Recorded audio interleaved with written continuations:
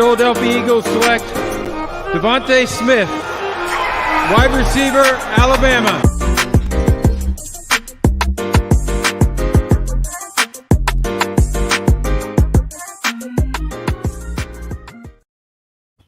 What is up, everybody? Welcome to Party on Broad. Today is a special day where we're going to break down Jalen Hurts. We have a super special guest.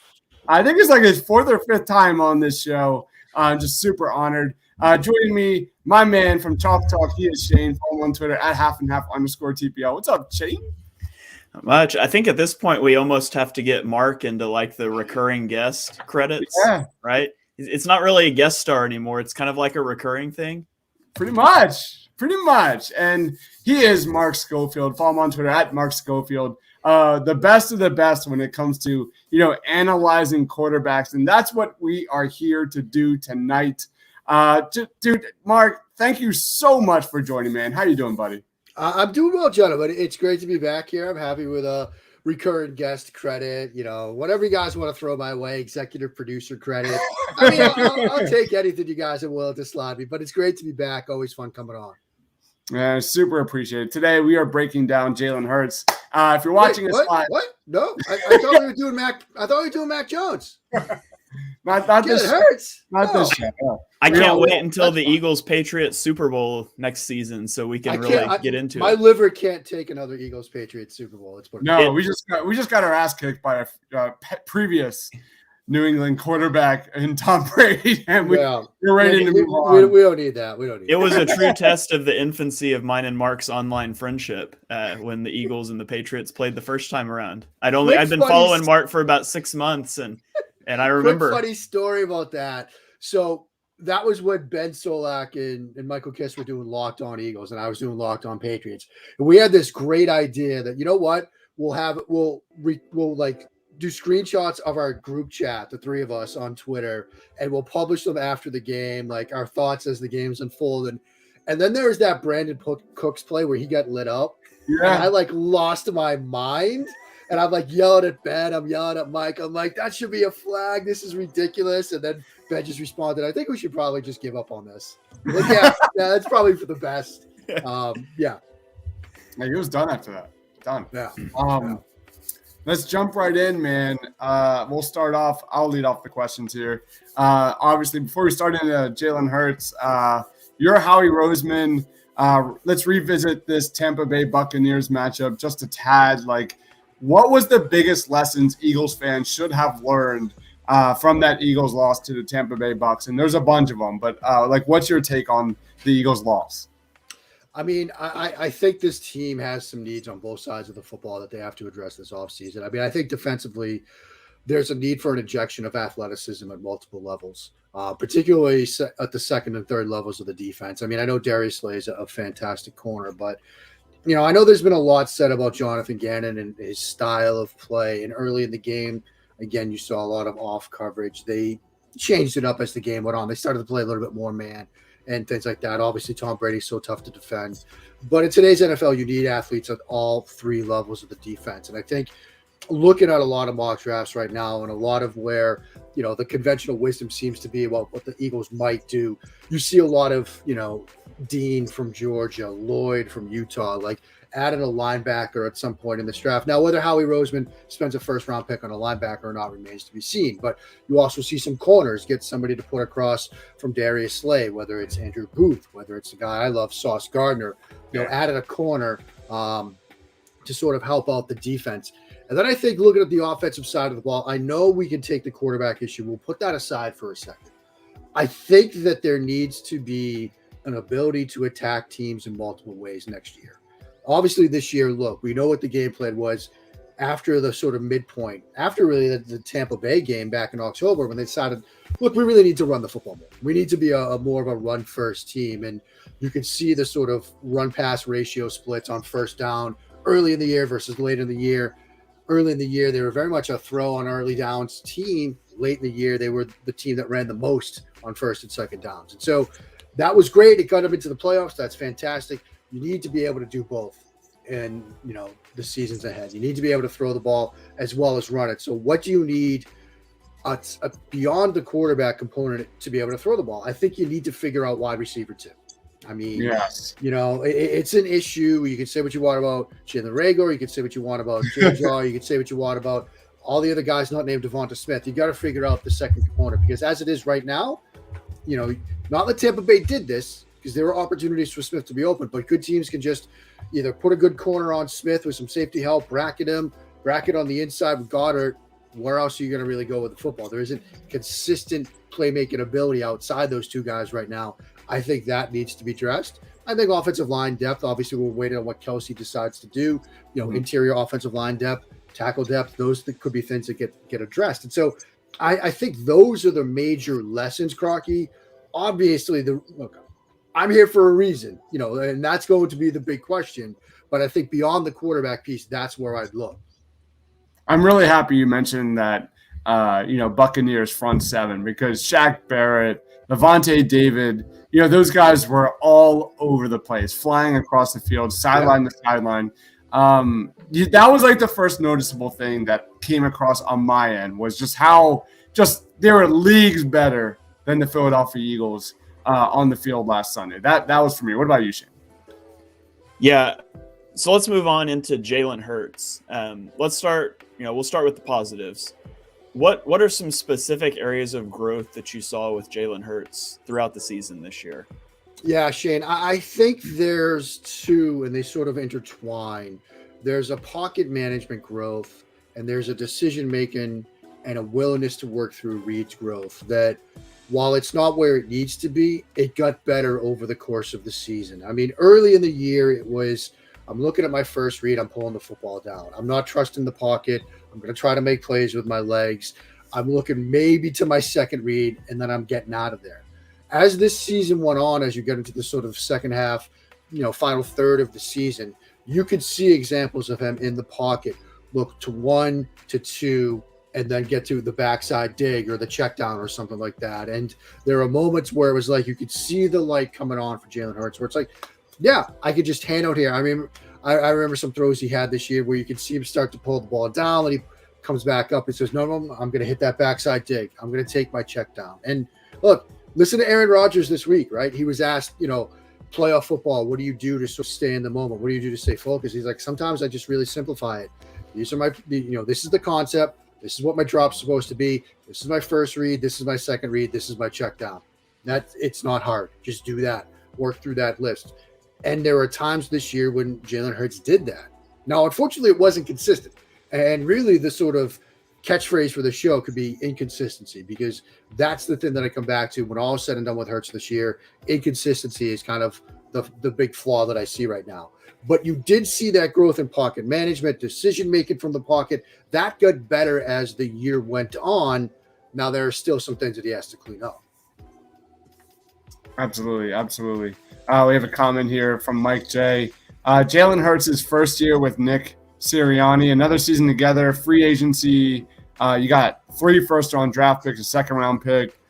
He's expecting at least to compete with the NFC East, and he should be firmly in the playoffs. Am I crazy? You're not crazy at all. No. Absolutely not, man. There's a lot of reasons to be excited for Eagles fans everywhere, man. It's all good, but before we go to the breaking down to what we should expect moving forward, let's go back and kind of what were your biggest concerns with Jalen Hurts as a starting NFL quarterback for the first time this year, man? And specifically, what areas do you expect him to take that next leap forward heading into season 2?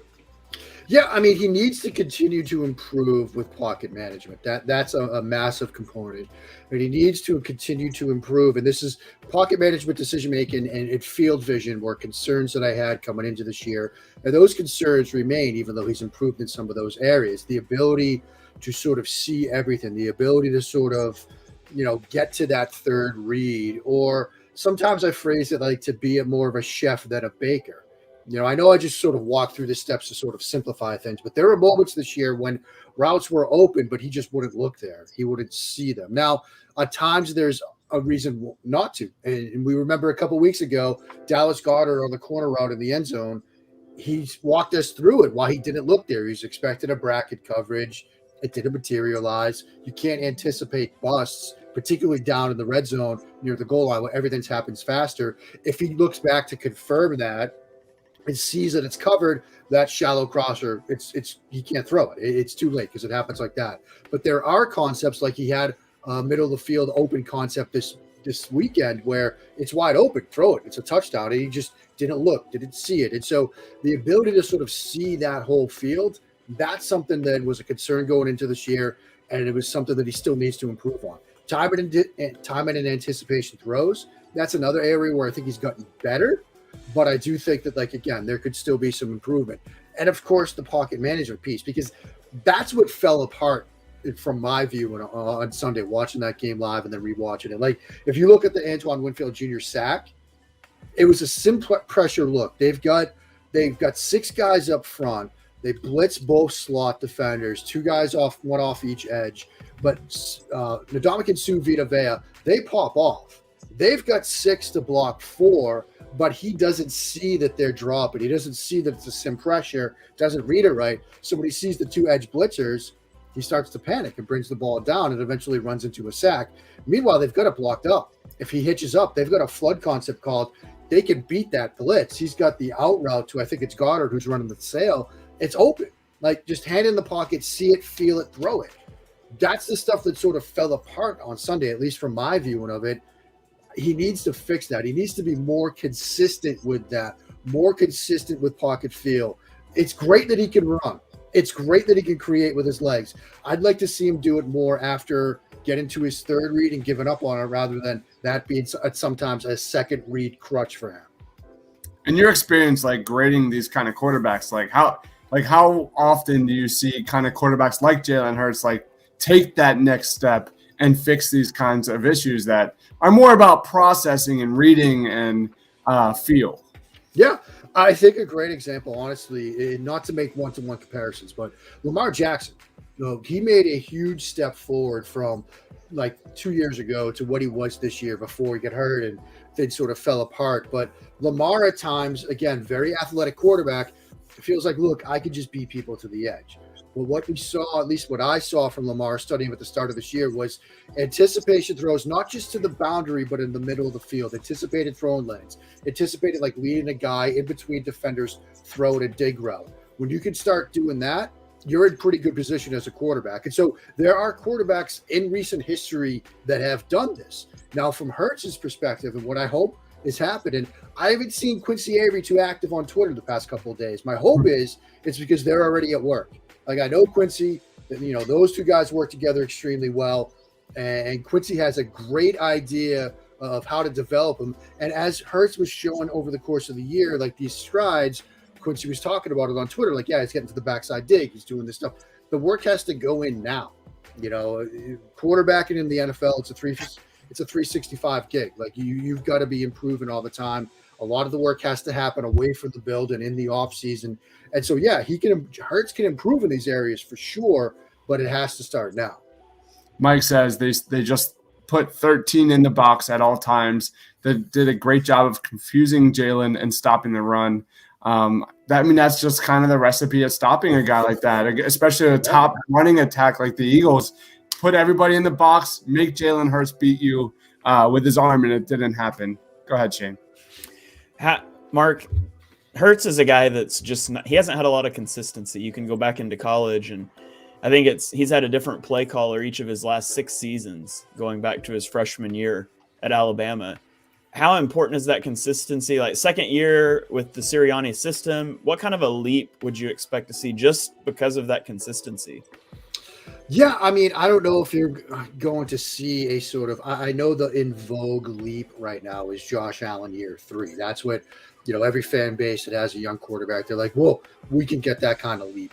I don't know if you're going to get that, but you might get, say, Josh Allen late year 2 when it seemed like it was starting to sort of click in his head, because that consistency is critical. And Hurts talked about it, and I know some people said, he's making excuses, this or that. Part of the reason, not all of the reason, but part of the reason that Josh Allen has become the guy he is right now that we're going to see this weekend, he's basically played for the same offensive coordinator, the same head coach, the same system his entire year in the NFL, and really dated back to his time in college. it was, I think, one offensive coordinator while he was there, Craig Bohl, who was formerly at North Dakota State. I mean, that matters a ton. I mean, when you're not having to start on the ground floor every offseason, like relearning the system. Okay, what used to be railroad is now shave. What used to be pout, now that's Debbie. Like, when you've got to relearn terminology and then make sure everybody else around you is the same with the terminology. Offenses treat things like side adjustments, like hot reads, blitz checks, things like that, protection schemes. They treat them differently. Yes, there's a lot of overlap, but if you're spending, February, March, April into mini camps, learning a new system, learning new terminology, the plays might be generally the same, but if terminology is different, if protections are different, if blitz reads and things like that are different, like it's going to set you back. It's going to adjust that. It's going to flatten that learning curve a bit. And so the idea of Hurts being in the same system for now, the second year in a row, for the first time in a long time, so Alabama, then Oklahoma, then Peterson, Sirianni, now Sirianni year 2. I think there's a window for certainly some growth from this year to next year. Whether it's Josh Allen year 3, that's a big ask, maybe. I mean, if the work really gets done, that's a huge lift. But I think if you could see sort of like Josh Allen late year 2, that would be tremendous from Jalen Hurts. I think the big picture wise, like heading into this season, glass half full, the main goal of this Eagles season was to get a full evaluation of Jalen Hurts. And I truly think we got that, especially come this last playoff game. Like, it was all on display. His strengths, his weaknesses, everything he needs to work on this offseason.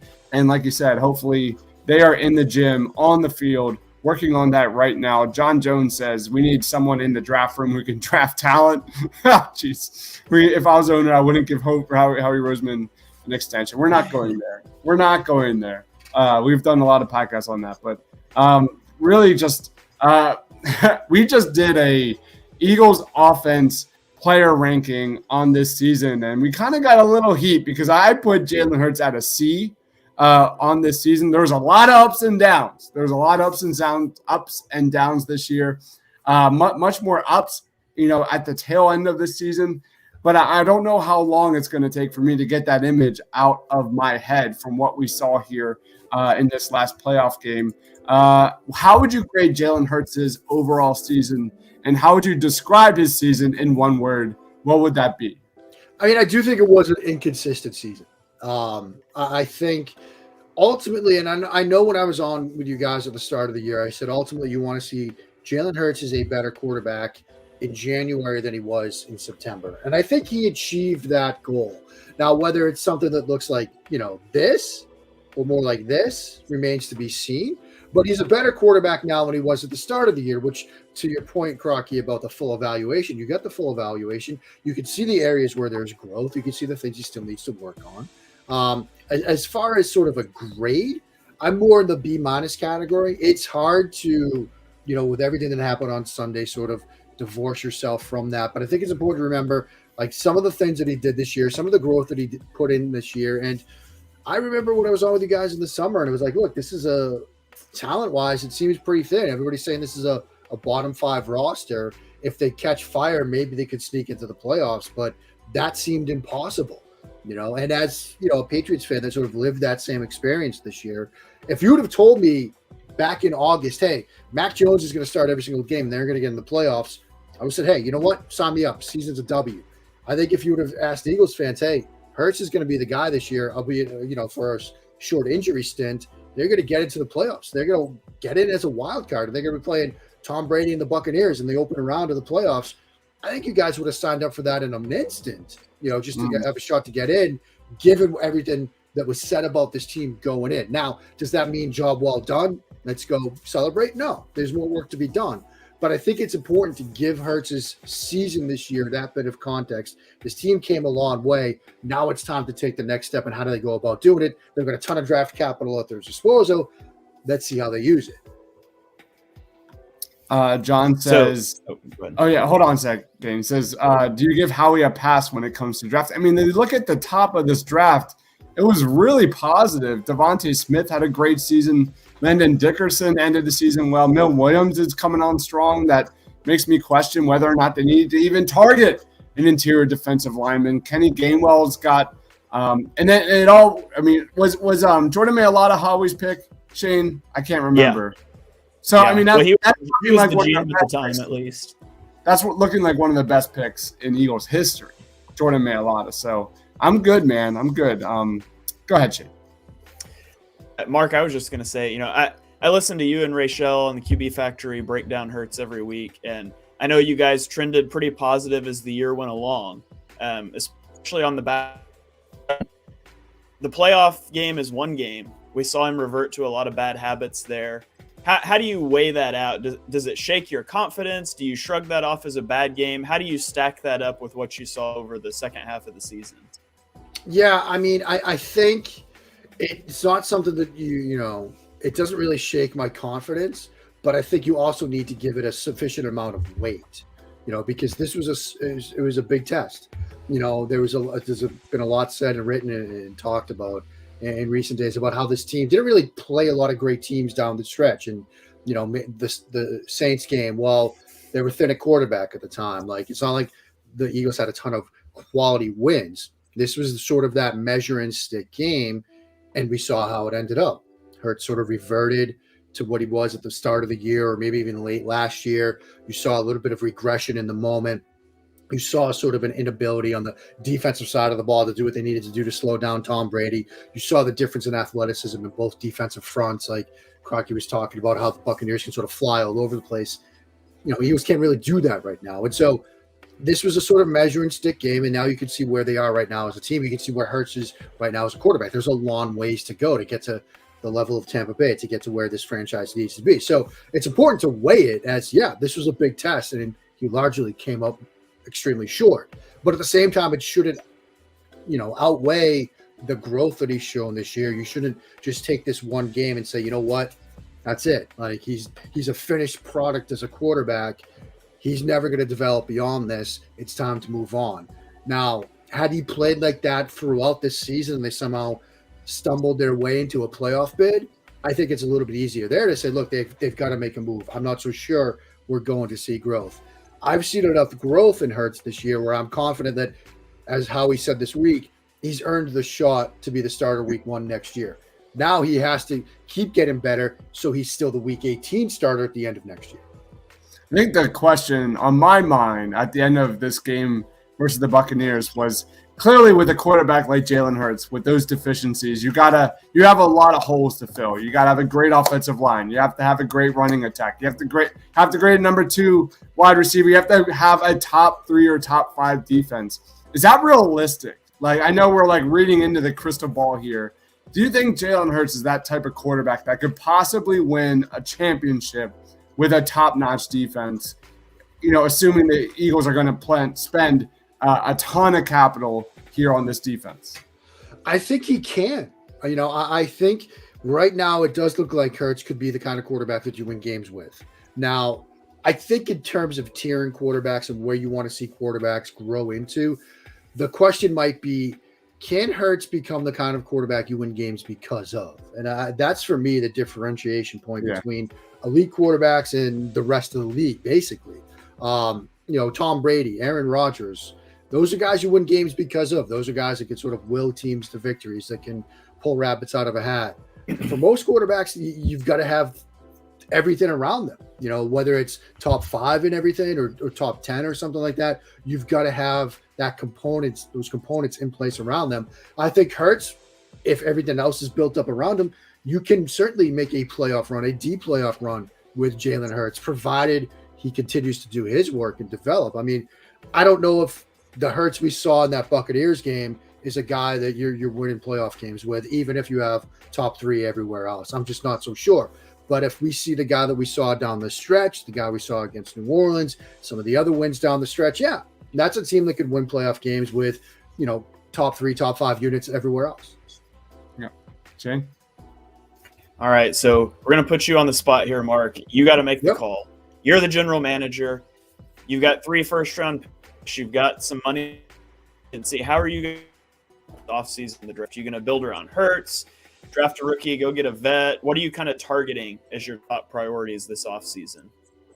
I mean, I'm building around Hurts, but I'm giving myself a window in the next draft, the 2023 draft, just in case. Yeah. I look at sort of this draft order, and we know it's a strange year for quarterbacks, but when you see teams, what does Vegas do at 22? What does Miami do at 26? Obviously, there's a new head coach there. New Orleans at 18. What do they do? Pittsburgh at 20. You might see some teams in that range start to think, oh, we got to slide up a little bit.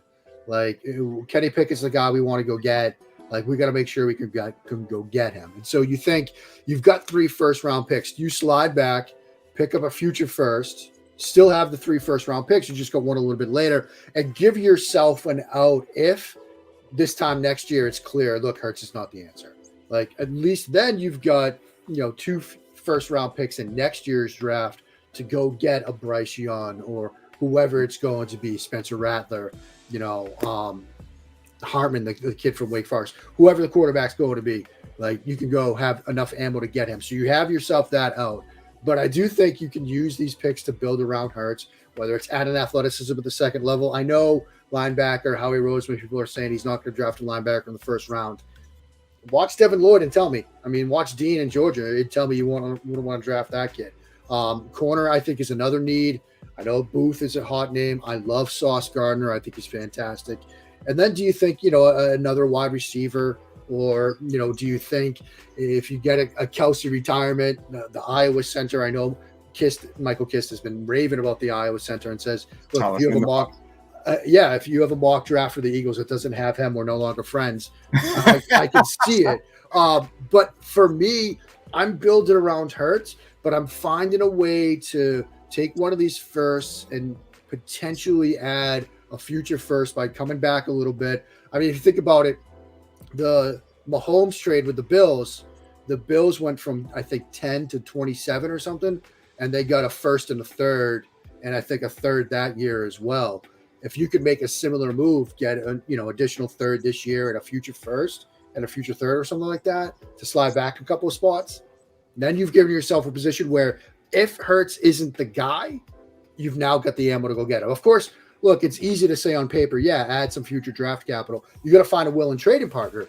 But if we see, edge rushers, if we see receivers, if we see offensive linemen go and these quarterbacks fall, but then you get into that mid-teens range where, Washington might pick somebody at 11, but then you got a bunch of teams that probably don't go quarterback. Then you get seeing those teams like Pittsburgh or, Vegas or other teams that might be quarterback needy say, we got to go get the guy.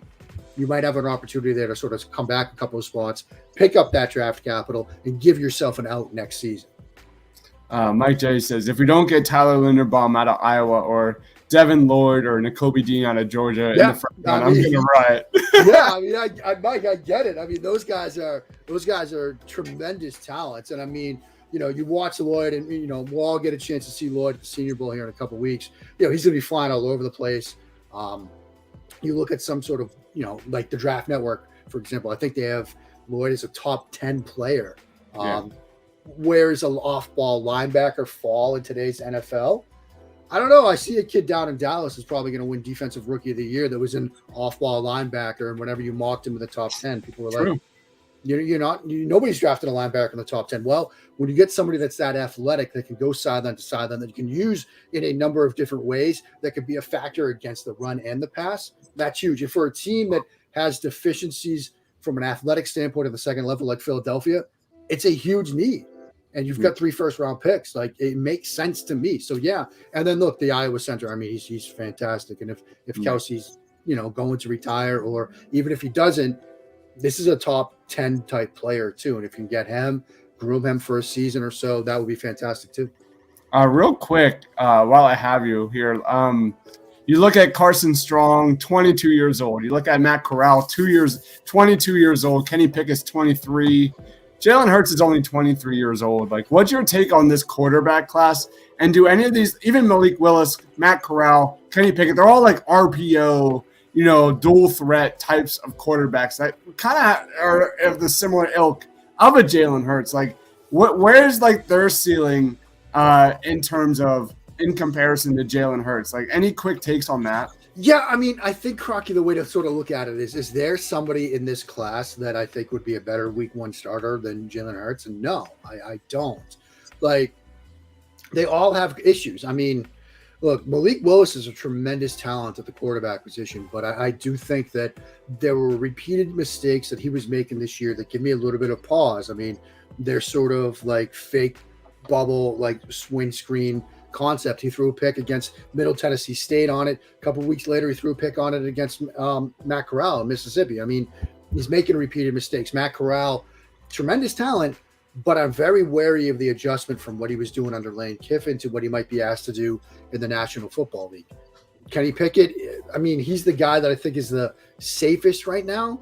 I know their QB hand size day in a couple of weeks is going to be a nightmare because he's rumored to have 8.25-inch hands, which, I mean, that's my size, kids. Like, that's not great. That's why he wears the glove. Now, I know he has reportedly the double jointed thumb so he can grip the ball better, but I'm seeing him work out with my buddy Tony Rasiopi in the nice bubble, and he's still wearing the glove. Like, people are going to be wary about that.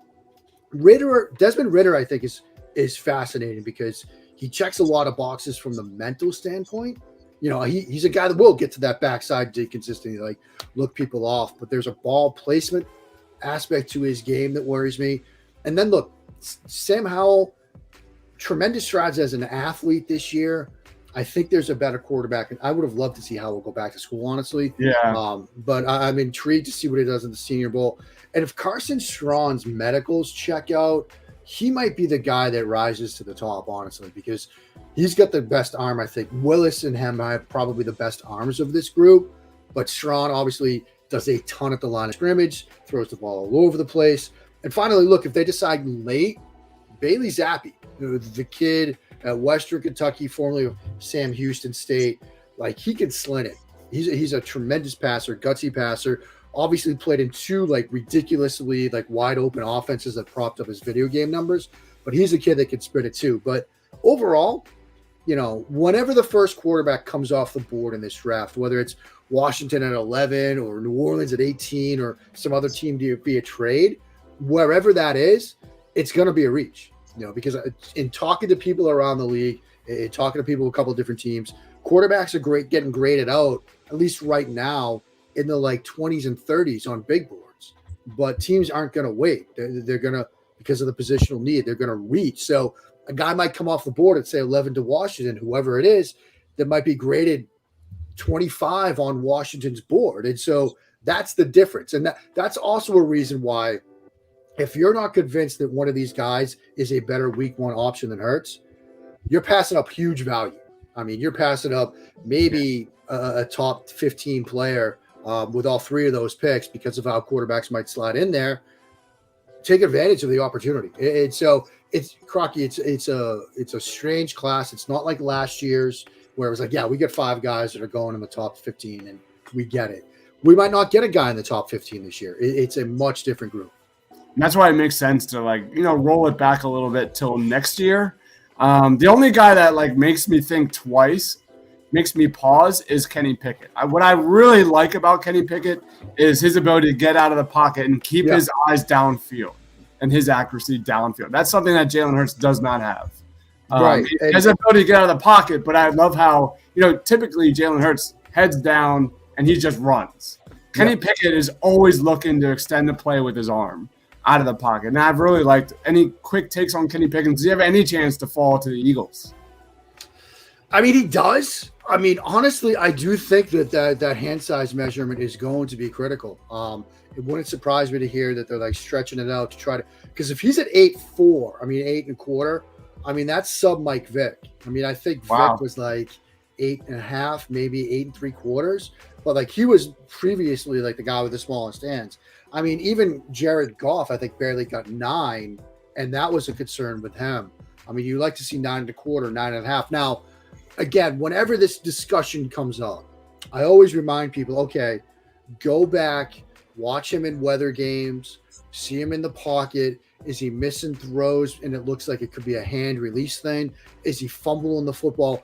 I don't see that with Kenny Pickett, and obviously, look, college ball, pro ball, the size is going to be different. So that could be an issue with a bigger ball. Also, people say, look, can't play in weather. He played at Pitt. Like it's not like he was playing down in the SEC where even in November it's like mid 60s at kickoff time.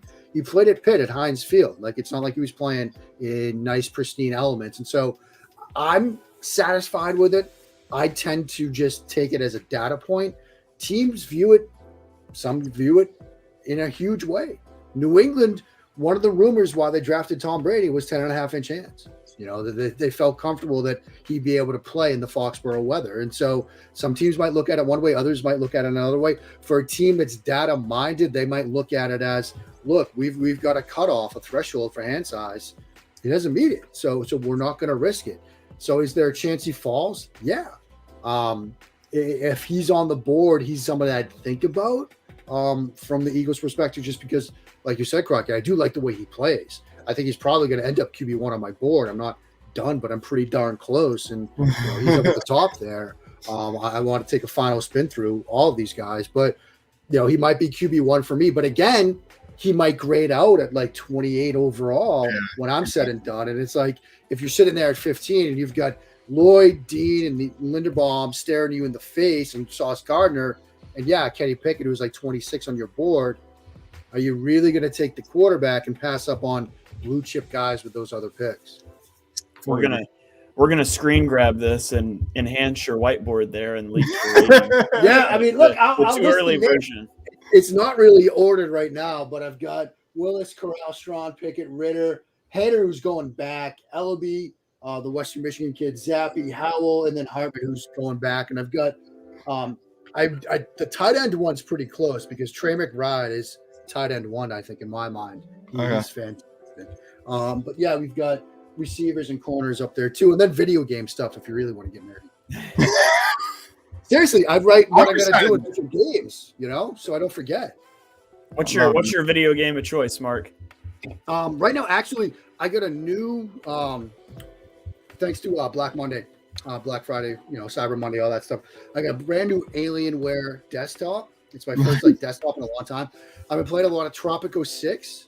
Nice. Which I'm really enjoying right now. I'm doing the Pirate Kid mission as we speak. I'm going to log off when we're done here and try to fix that up. And I did get also Xbox Series S. I've been doing some Flight Simulator on the Xbox, which is kind of fun. I went Phoenix to San Diego today and actually landed an Airbus 320, which was kind of fun.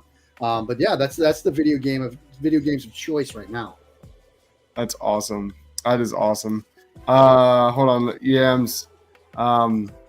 Any other rookie quarterback would be better than throwing the football than Hurts, which is primary skill. Need to be good. Okay, yeah, we got you, man. We got you. Let's wrap it up, man. Thank you so much for joining, dude.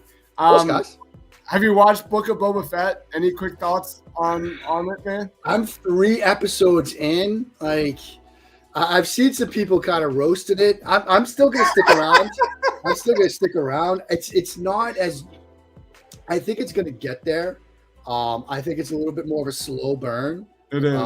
So I'm certainly going to stick around for it, but it doesn't have the boom, you're hooked right away that the Mandalorian did. What about you?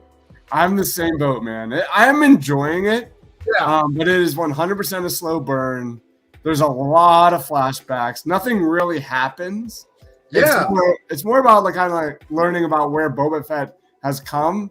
And really, we're only getting into the last 2 episodes. The 4th episode is truly the starting point of the show. Yeah, episode 2, I hadn't seen it yet, but I saw a lot of people on Twitter saying, "Man, this is some of the coolest stuff that they've done, ever, the entire franchise." And then I finally watched it. I'm like, "Yeah, it's interesting, but the plot moved an inch." It was 30 minutes of cool flashbacks and backstory, which again was very cool, but the plot moved an inch. So it is an extremely slow burn. This is why I don't watch shows when they come out. I let it get a season or 2 down the road, and then I watch it in a week. We just watched the 2 seasons of Ted Lasso last week. Oh wow, yeah. Heard about it for forever. We finally took the plunge, and also a great show. A week. Also a very good show. That's how I do shows. I'm also doing 1883 right now, which is the Yellowstone origin story, and Sam Howell is fantastic in it. Tim McGraw is very good. Faith Hill is very good. So I'm digging that. That's the show that I need to watch. I've been told to watch that like Yellowstone show like 5 different. Yellowstone's good, and then but I'm like letting this. I'm letting 1883 get a little further ahead too before I take the plunge. But Yeah, you said it's Sam Howell, and very my good. mind immediately jumps back to the quarterback. I met Sam Elliott. I said Sam Howell, but yeah, I mean, he's got. I'm sure Sam Howell has a lot more. Sam Howell has a lot more help than, or Sam Elliott has a lot more help than Sam Elliott did. That's exactly right. That's exactly right. Mike J says 1883 is great. You It need is to great. watch Ozarks. Ozarks is amazing. That's Ozarks is fantastic. Also on television, my man. list. Yeah. You gotta watch that. Shane, you will love Ozarks. It's terrific. Yeah. That's another show that like you won't be able to stop. You have to keep going. That's why that's like it sinks in right almost from the jump, and you're like, all right, I'm gonna clear my decks here. Forget playoff football. I'm watching this. Because of how we binge shows, I have to like balance like intense shows with not intense shows to keep the wife happy. So Yeah. we just came off the Ted Lasso thing. It's about time to dive into something else. You know what's a Cobra Kai. really what we finally started watching, which is great. It's perfect to like if you watch an episode of like 1883 and you're like, man, I cannot go to sleep right now. Brooklyn 999. Because we've been like reworking through that on Hulu, and you can get done in like 20 minutes an episode, and it's really funny. So that's a nice little counterweight to like, Yellowstone or 1883 or Ozarks. Cobra Kai is really good. Yeah. If you're like anything like me, like I grew up watching Karate Kid, the Karate Kid movies, like there's so much 80s nostalgia in that show, and it's done in such a way. It's only like Ted Lasso, like 20, 30-minute episodes. Like you can bang those out. The new season came out like 2 weeks ago, and I'm in my mid to upper 30s, and we've been married for like 8-10 years. Don't tell my wife. However, like, we watched Cobra Kai, the latest season. We stayed up till like 1, 2 a.m. Like we haven't done that probably in I like, haven't seen 2 a.m. in a long time. Friends. yeah, we have a 2-year-old. We were like, that's how good it was. It is one of those shows where like you have to keep going. Like, okay, now we're getting into the Old Valley tournament. Let's go. Let's keep it rolling. Like it is. Oh no, I'm busted. The heist episode are like some of the best episodes of television ever made. Yeah. What is? The Halloween heist episodes in Brooklyn Nine-Nine. Yeah. I'm very excited to see those again because my wife hasn't seen it. Cheddar is a thick king. She hasn't seen it yet. I just can't wait for that moment. Oh, All right, let's wrap it up. Mark, thank you so much for joining, man. Where can we find you? What do you got going on, dude? Honestly, you know what I have going on tomorrow? I have nothing tomorrow. I have the decks, so I'm very excited for that. I'm going to be doing some stuff around the house. But USA Today's Touchdown Wire, Doug Farrar, myself, we did playoff previews for each game as we did last week. Got a bunch of stuff coming up. We're going to be obviously circling into the draft here pretty soon, but best way to keep up with it all is on Twitter at Mark Schofield. Absolutely. I just got done with my 3rd edition of my mock draft for the Philadelphia Eagles. I went up against our first dueling mock against Shane's co-host, and I'm kicking his ass. I'm pretty happy kicking his ass. I mean, to be in the fair, voting. Ives stacks every goal that he ever puts up in dueling mock drafts, but no, we did a 2-round. Mark, do you have the Draft Network's like mock draft simulator? Oh yeah, I mean that's a really good one. Pro Football Network has one too, but yeah, I mean they're a ton of fun. Ultimate GM on FanSpeak is fun too because that allows you to do if you pay for their premium, you can like do like free agency stuff, like sign-in players and works the cap in. I mean that's fun for content because you could like do whole shows based on that. Yeah, so what we've been doing is like a dueling mock where I'll do a mock and you'll do a mock, and then we have like Twitter and our YouTube channel like vote for who is the winner, and then we count who has the most W's until draft night. Love it. Do you want to join sometime and we'll see? Yeah, I'll come on and do it. Absolutely. And we'll see who gets the better Eagles mock. It's so much fun. I'm in. Just so you know, going in, Dives is going to post it and be like, which team is better, my awesome team with these awesome guys or Mark's scrub team that he drafted? Yeah, that's fine. I mean, I'm happy to take an L. Shane, what do you got going on, man? You can follow me on Twitter at @halfandhalf_TPL. check out our YouTube channel, Chalk Talk. I do each week with a different Mark, Mark Henry Jr., doing previews and reviews. So you can check out our episode from yesterday. We reviewed Wild Card Weekend, previewed the divisional round, and we played matchmaker with coordinators and open head coaching jobs. So go check that out and just stay sub to the lines. All right. Thank you, everyone, for watching. Smash that subscribe button. Hit the like button if you love the NFL draft. If you love Jalen Hurts, if you love the Philadelphia Eagles. Thank you so much to Mark Schofield, the best of the best. I can't wait to have him on again, just providing the insight every Eagles fan needs. For Shane, for Mark, for myself, thanks for watching, guys. Stay awesome.